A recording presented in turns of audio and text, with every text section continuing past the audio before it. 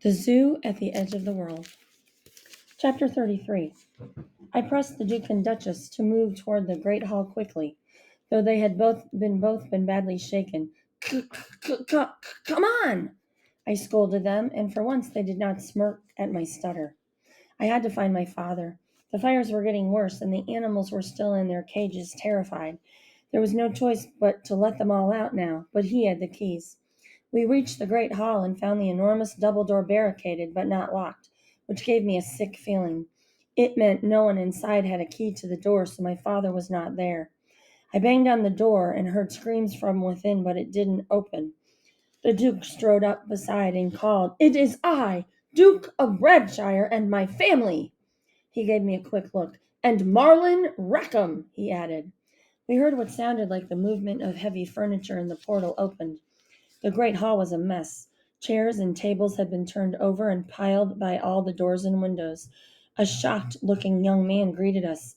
"Hello, my lord," he said. "Please come in quickly." I surveyed the gathering of terrified guests and confirmed that my father was not among them. Nor were there any workers. They must have all abandoned the zoo that morning. It was a sad-looking lot.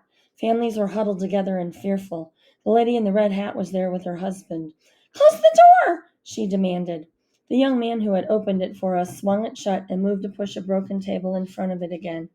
I touched his arm to stop him. "Marlin, what are you doing?" Olivia asked him, but I sensed she already knew. "The boat," I said to her, drawing her close to me. "Yes, your father said it would come soon," she agreed.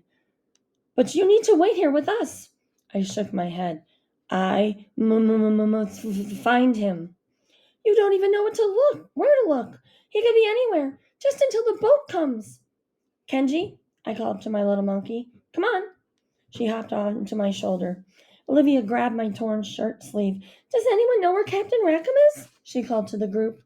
"I saw him," said the young man who had let us in through the door. Where?" I spit out. "He found me in a patch of brush along the path," the man shouted out. "He told me I needed to follow him. We ran to a shed. He said he had guns in it, but before we got to the door, a group of chimps attacked. They threw me down. The man showed me a gash on his forehead. When I came to, they were far away, dragging him up the steps." I locked eyes with Olivia. "Up?" she said. I threw the broken table out of the way and marched out the door. "Marlin, wait!" she cried and followed me onto the path. "You can't go up there." She grabbed my arm and pulled me back toward the door. I tried to shake her loose, but she dug in her heels and held firm. Bar the door." "No!" She shook her head. "Stay here." She pulled me off balance, and I fell into her arms. She clung to me. "There's something wonderful about you," she said. "I knew it first when we met." She gripped me tightly. "You must promise me you'll be all right." I will," I managed, pushing her away. She grabbed my collar and drew me close again. Our noses touched, and her breath was warm on my face. When she closed her eyes, tears streamed out and she kissed me. I stood there motionless, and heat spread across my cheeks. The little hair stood up on the back of my head. "Wow!" Kenji gasped. She was still on my shoulder, her face inches from ours. "Kenji!" Olivia laughed and covered her mouth with her hand. I laughed too. "I will see you soon," she said determinedly. I nodded. "Be safe, Marlin." I reassured her with one last glance, and she retreated back into the great hall, closing the door. I heard furniture screeching along the floor to bar it. Kenji and I left for the Golden Path. I knew where to find Father and the Jaguar. I was still a Rackham, even if I didn't know what that meant anymore.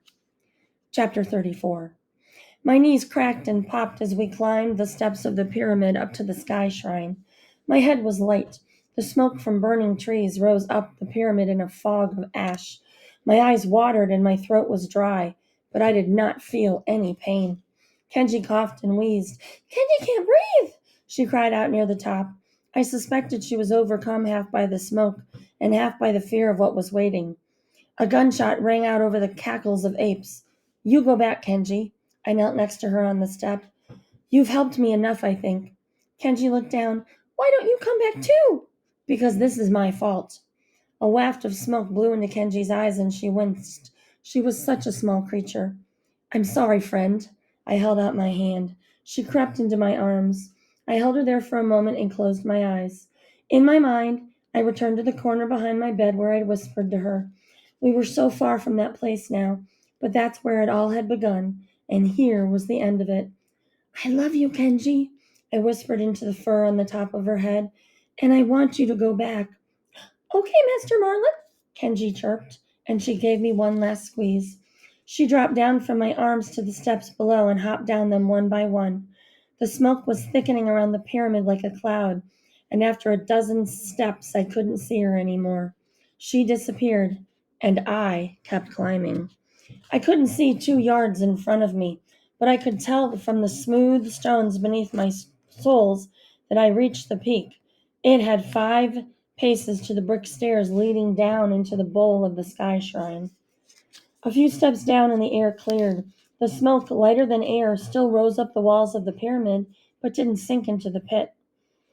It was like being in a bubble, trapped underwater. The canvas tent was burned away because of my previous visit, but the smoke made its own black ceiling and blotted out the stars.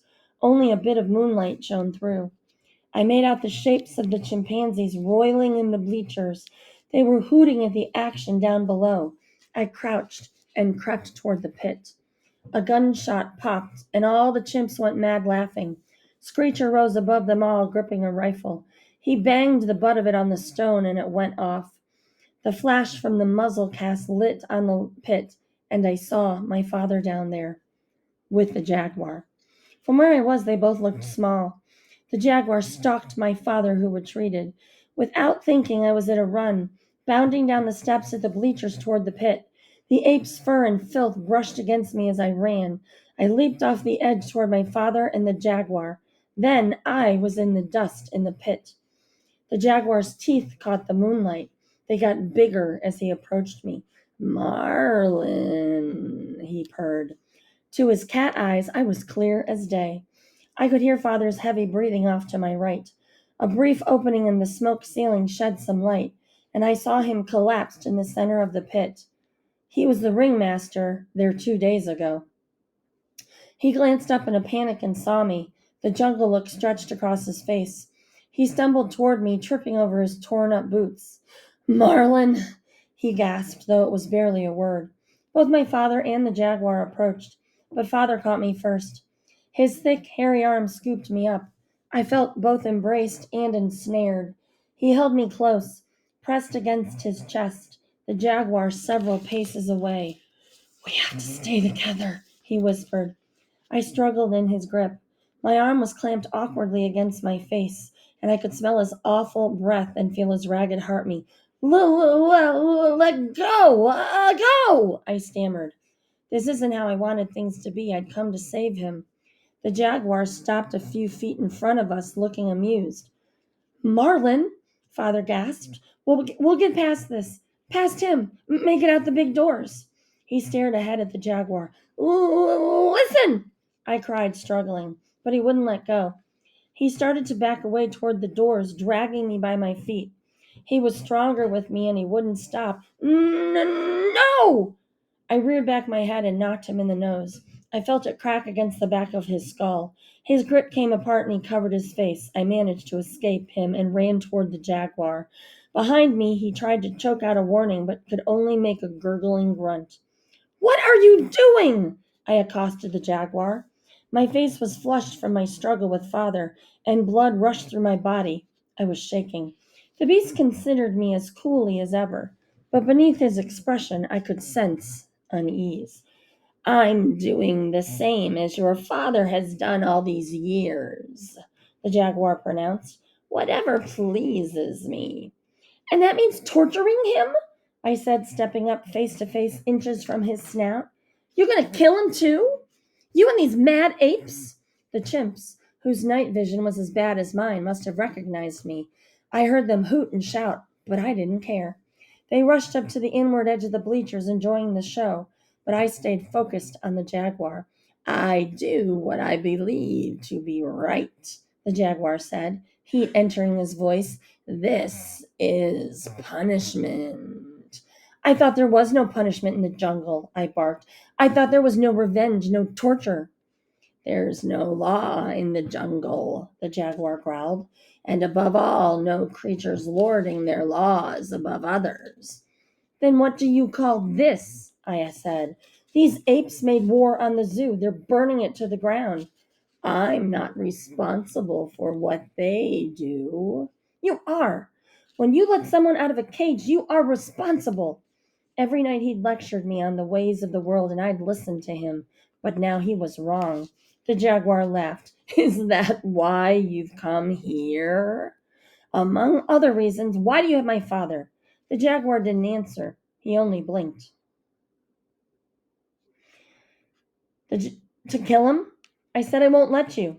A twitch sparked across the jaguar's face. His muzzle dropped an inch. After everything you've seen, he said, voice low, you side with him? I looked at my father. He pressed himself against the walls of the pit, clutching his nose. The filthy apes jeered at him from above, the zoo in flames behind them. Screecher dangled the gun over father's head, laughing. There are no sides in this, jaguar, I said, turning back. I don't know what kind of a man my father is, but he is my father, and that will not change. I will protect him. We kill man, or they kill us, said the jaguar, growing agitated. Look around. That is the way. I am a man, I said. Do you kill me? You are not a man, the jaguar answered. I am. You are like me, the jaguar growled. He breathed heavier through his teeth. Maybe I am, I said, but I'll still protect him, the same as I would have you. The jaguar's eyes widened in horror. His lips pulled back and showed his teeth. Behind me, I heard a shot and a scream. Father had wrestled the gun from Screecher and fired into the chimp horde.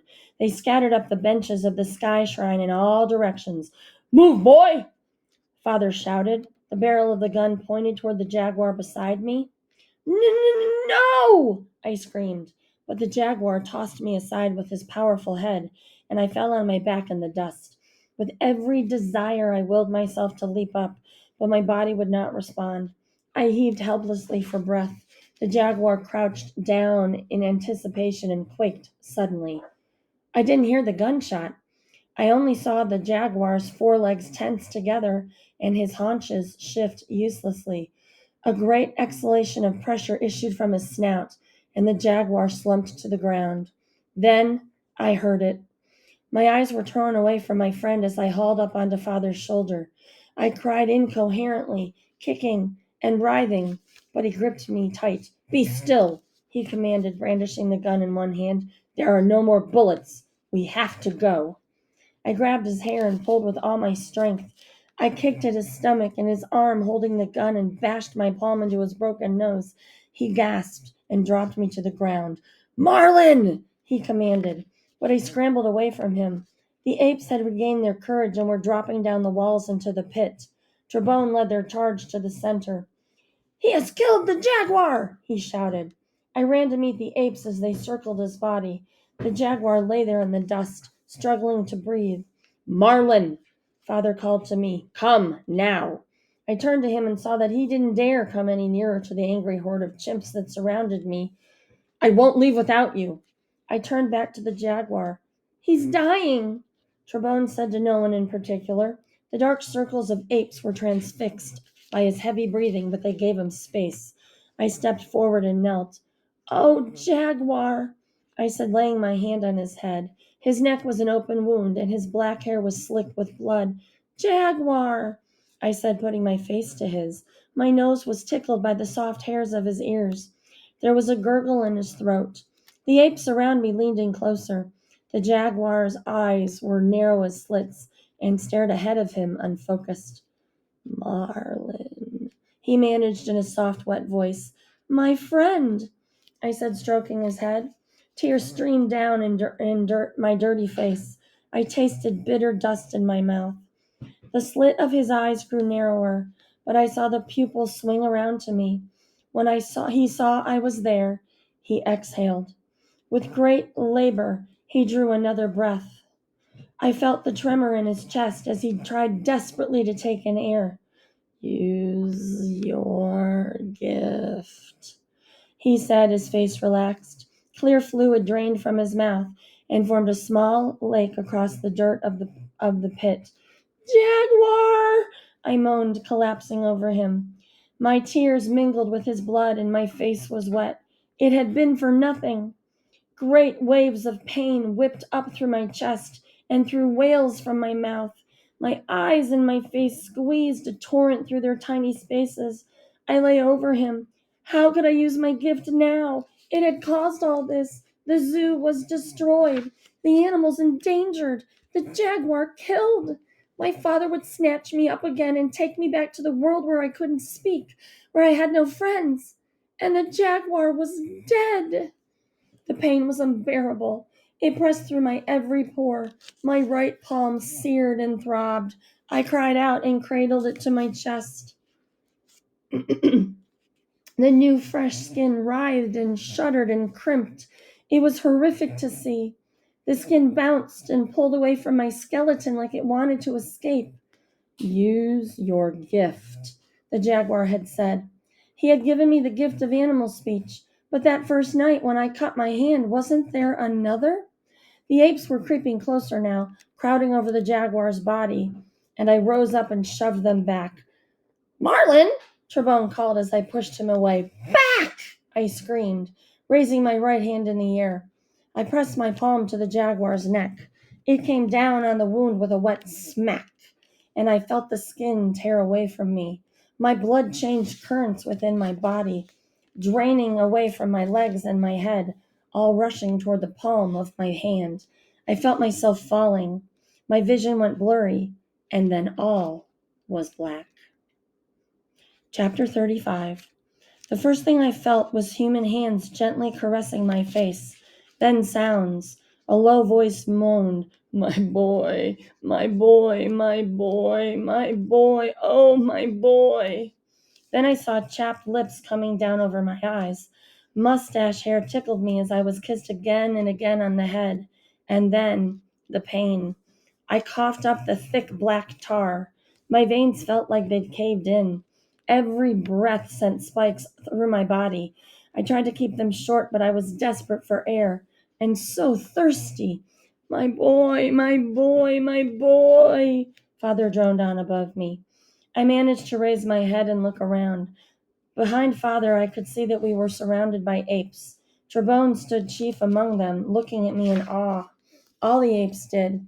My vision was still foggy, and I blinked my eyes to clear it.